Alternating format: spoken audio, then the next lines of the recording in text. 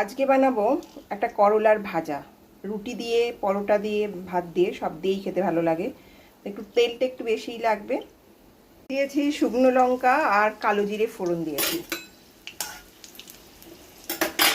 এরপর প্রথমে দিয়ে দেবো এই যে এইভাবে কাটা করলাগুলো।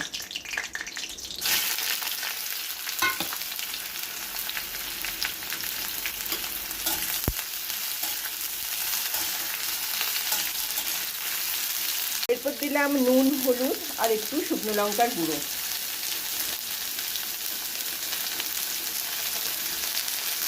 এটা একটু ভাজা ভাজা হয়ে গেছে। এবার আমি অ্যাড করব পেঁয়াজ।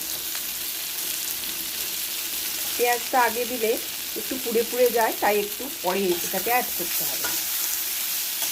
খুব অল্প পরিমাণ অ্যাড করতে হবে ধনে আর জিরে পাউডার। আমার করলার ভাজা রেডি, ট্রাই করতে পারেন।